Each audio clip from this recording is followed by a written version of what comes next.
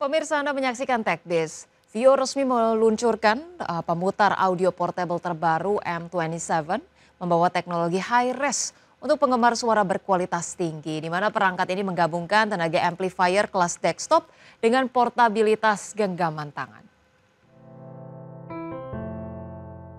Perusahaan audio high-res Vio meluncurkan model terbaru M27 yang disebut-sebut sebagai evolusi dari lini portable player mereka.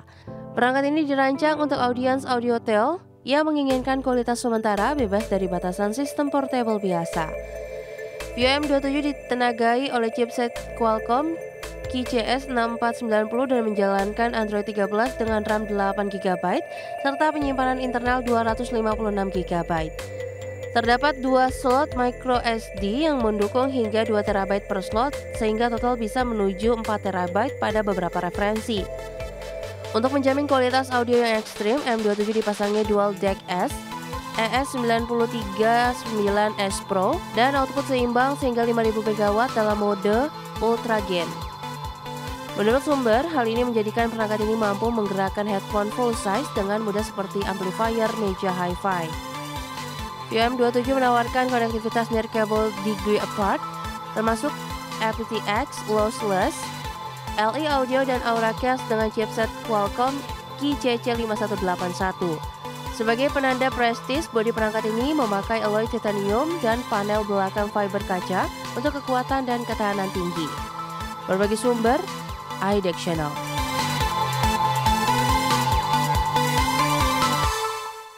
Pemirsa, Ulefone resmi meluncurkan ArmorPad 5 Pro dan Ultra 7 II, di mana dua tablet tangguh dengan fitur penerangan super terang yang dilengkapi dengan dual LED light 1000 lumen dan daya tahan militer. Tablet ini dirancang untuk pekerja lapangan hingga petualang ekstrim. Ulefone kembali menarik perhatian melalui peluncuran ArmorPad 5 Pro dan ArmorPad 5 Ultra. Kedua tablet ini dirancang untuk tak hanya unggul dalam performa, namun juga dalam ketahanan dan penerangan.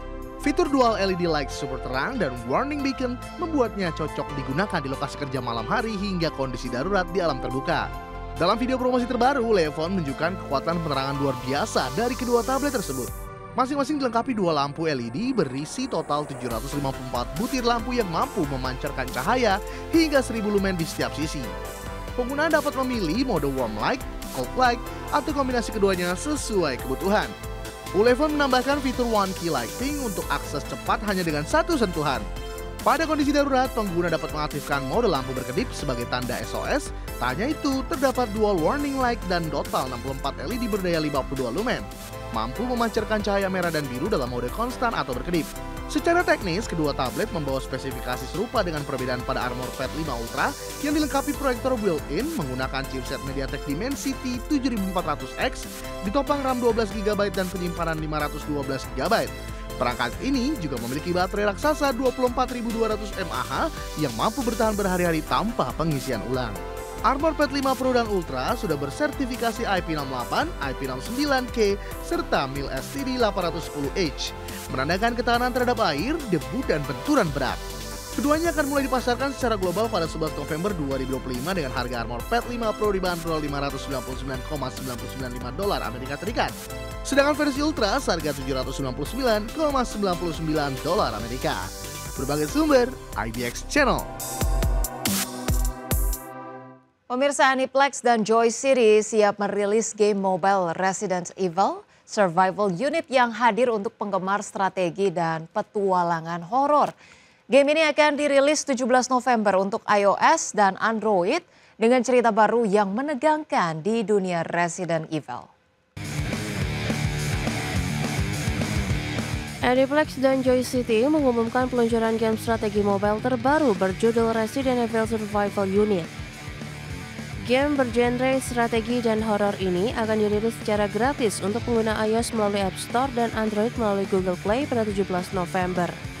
Pada peluncuran perdana, game ini akan tersedia di sejumlah negara seperti Korea Selatan, Taiwan, Hong Kong, Makau, dan Vietnam. Sementara Indonesia, Brunei, Myanmar, dan Mongolia dijadwalkan mendapatkan akses pada awal 2026. Cerita dimulai dengan tokoh utama yang menjadi korban uji coba Umbrella Corporation. Ia terbangun di sebuah rumah sakit misterius dan harus memahami situasi untuk melarikan diri dari tempat tersebut. Pemain harus mengelola penyintas, membangun markas, dan membuat keputusan cepat di tengah kehancuran kota akibat wabah mematikan. Dalam permainan ini, pemain harus mengerahkan karakter dengan keahlian berbeda-beda untuk melawan serangan para terinfeksi. Markas utama berupa mansion terbengkalai dapat dipulihkan secara bertahap melalui penelitian, produksi sumber daya, dan pengembangan sistem pertahanan. Seiring eksplorasi peta, pemain akan bertemu kelompok penyintas lain dan dapat memilih untuk bekerja sama atau berkonflik. Game ini juga akan menampilkan karakter legenda seperti Leon S. Kennedy, Clary Redfield, dan Jill Valentine yang kembali dalam misi penyelamatan di dunia Resident Evil. Berbagi sumber, IDEX Channel. PT Cakra Buana Resources Energi Tbk atau CBRE berencana melakukan penambahan modal melalui skema rights issue dengan melibatkan dua calon investor baru, Hailong dan juga Yavin Tandionotan, di mana aksi korporasi ini diharapkan dapat memperkuat struktur keuangan sekaligus memperluas kapasitas bisnis perseroan di sektor energi nasional dan regional. PT Cakra Buana Resource Energi Tbk atau CBRE berencana melakukan penambahan modal melalui skema rights issue dengan melibatkan dua calon investor baru, Hailong dan Yavin Tandionotan. Dalam rencana rights issue tersebut, CBRE akan menerbitkan maksimal 48 miliar saham baru dengan potensi dilusi hingga 91,36%. Perseroan juga akan menerbitkan prospektus untuk menjelaskan teknis pelaksanaan. Sementara rapat umum pemegang saham luar biasa dijadwalkan pada 18 Desember 2025 untuk memperoleh persetujuan resmi. Langkah ini menjadi bagian dari strategi perusahaan dalam memperkuat modal dan memperbaiki rasio utang terhadap ekuitas. Rights issue ini turut memuat opsi konversi utang menjadi saham atau debt to equity swap senilai 55 juta US dollar. Berdasarkan perjanjian promissory notes, nilai tersebut mencakup pinjaman dari Hailong Shipping Holding Limited sebesar 25 juta US dollar dan dari Yavin Tandionotan sebesar 30 juta US dollar.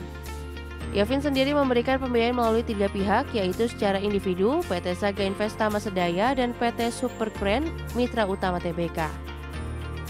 Di mana kedua calon investor telah menyampaikan surat pemberitahuan resmi mengenai kesediaan mereka untuk mengonversi pinjaman menjadi saham sesuai dengan perjanjian yang berlaku. Adapun CBRE berencana menggunakan dana hasil rights issue setelah dikurangi biaya emisi untuk melunasi sebagian utang, memperkuat modal kerja serta menambah armada pendukung operasional. Rencana lebih lanjut mengenai alokasi dana dan jadwal pelaksanaan akan dijabarkan dalam prospektus yang akan diterbitkan dalam waktu dekat. Berbagi sumber, IDEX Channel.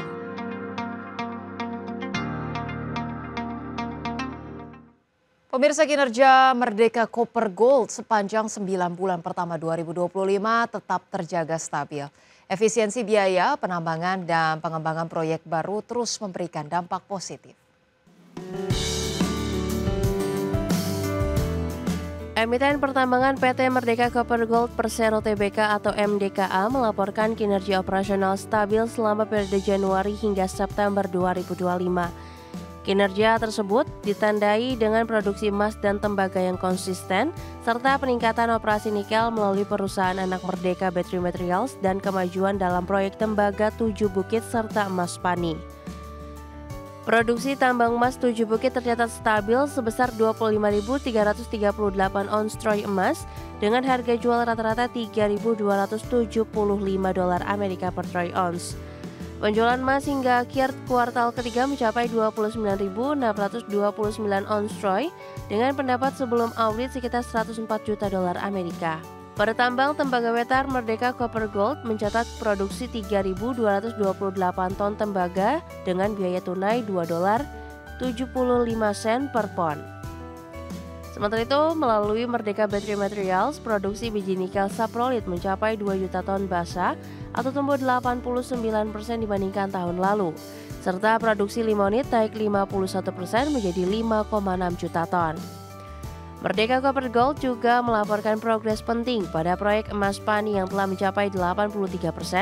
Penambangan dan ledakan pertama dimulai pada Oktober 2025. Dengan penumpukan biji pertama dijadwalkan November 2025 dan produksi emas pendana pada kuartal pertama 2026.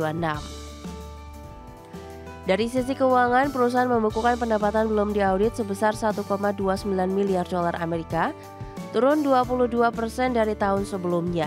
Presiden Direktur Albert Saputro menegaskan bahwa prospek proyek strategis seperti Tembaga 7 Bukit dan Emas Pani akan menjadi penopang utama pertumbuhan, serta mengukuhkan posisi Merdeka Copper Gold sebagai perusahaan multilogam terdepan di Indonesia. Tim Liputan, IDEX Channel. Pemirsa, Garuda Indonesia merevisi rencana private placement nilai potensi dana turun menjadi 23,7 triliun rupiah. Penyesuaian dilakukan terhadap tujuan penggunaan dana dan struktur kepemilikan saham. Perusahaan penerbangan nasional PT Garuda Indonesia Persero Tbk, emiten berkode saham GIAA, melakukan revisi terhadap rencana penambahan modal tanpa hak memesan efek terlebih dahulu atau private placement. Dalam revisi terbaru, potensi perolehan dana berkurang menjadi 23,7 triliun rupiah dari sebelumnya 30,8 triliun rupiah. Berdasarkan keterbukaan informasi Selasa 11 November 2025, setoran modal tunai dari perusahaan investasi dan antara aset manajemen turun menjadi 17 triliun rupiah. Sebelumnya nilai setoran dirancang sebesar 24 triliun rupiah. Sementara itu konversi pinjaman pemegang saham tetap sebesar 6,8 triliun rupiah. Garuda Indonesia melakukan penyesuaian terhadap tujuan penggunaan dana. Dalam revisi terbaru, rencana ekspansi armada dihapus. Namun alokasi untuk modal kerja dan operasional Garuda Indonesia, operasional Citylink, serta pelunasan utang pembelian bahan bakar Citylink tetap dipertahankan. Penurunan nilai private placement mempengaruhi dilusi saham publik. Sebelumnya, proyeksi kepemilikan publik diperkirakan turun menjadi 5,03%, kini berubah menjadi 6,17%. Saat ini kepemilikan publik terhadap saham Garuda Indonesia masih mencapai 27,47% sebelum aksi korporasi dilaksanakan. Rencana penambahan modal tanpa hak memesan efek terlebih dahulu akan dibahas dalam rapat umum pemegang saham luar biasa pada 12 November 2025. Garuda Indonesia akan menerbitkan 315,61 miliar saham seri D dengan nilai nominal Rp75 per saham. Dan hasil private placement akan digunakan 37% untuk modal kerja Garuda Indonesia dan 63% untuk peningkatan modal Citylink. Tim Liputan, IDEX Channel.